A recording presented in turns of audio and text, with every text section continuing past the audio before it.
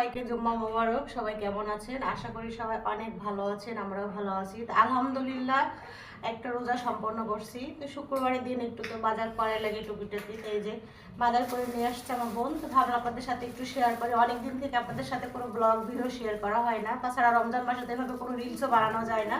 তো ভাবলাম একটু বাজারগুলো শেয়ার করি, কী কী বাজার নিয়ে আসছে। তো ফার্স্টে দেখায় আমার খুব পছন্দ, মানে এক কথায় এই যে লাউ শাক।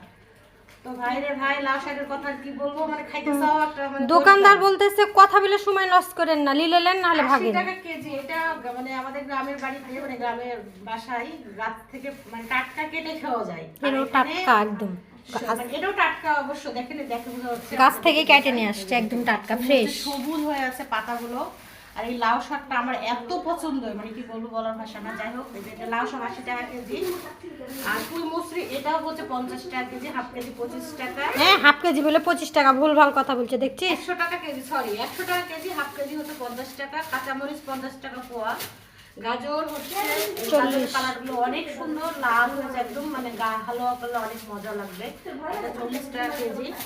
আর টমেটো তো অলওয়েজ লাগে, এটা ছাড়া চলা যায় না। এটাও 50 টাকা কেজি, 60 টাকা নিচে, 70 টাকা 60 টাকা। আলু শুধু আলুর দামটা একটু মানে শিথিলের মধ্যে আছে, মানে 40 টাকা 2 কেজি। আর গরু মাংস হচ্ছে দেখাই গরু মাংসটা কালার কেমন হচ্ছে দেখি। গরু মাংস 750 টাকা, 750 টাকা কেজি। আচ্ছা, মোটামুটি মানে আমার বোন তো একটু না বাজার একটু কম বুঝে, তো এই যে দেখেন বাজার কম বুঝা না, মাংস আলাদের সাথে পারা যায় না। মাংস ভালো হয়নি, যাই হোক। আর এটা হচ্ছে পুঁটি মাছ, মানে এই মাছটা ধনেপাতা টমেটো দা চচ্চড়ি করে অনেক মজা লাগে। 1 কেজি পুঁটি মাছ মানে 200 টাকা, 200 টাকা 50 টাকা নিচ্ছে। আর এইটা হচ্ছে বাটা মাছ, হাফ কেজি 80 টাকা, মানে 40 টাকা পোয়া আর কি। তো যাই হোক, এই তো টুকিটাকি বাজার, মানে 2 দিন চলে যাবে আলহামদুলিল্লাহ। এটা আমাদের জন্য অনেক কিছু, এটাকে আলহামদুলিল্লাহ বলতে হবে রমজান মাসে। কারণ রমজান মাসে মানে যত খাওয়া আল্লাহ কোনো হচ্ছে গুনাহ দেয় না, মানে গুনাহ করে না, আসলে খাওয়ার জন্য আরো বরকত দেয়।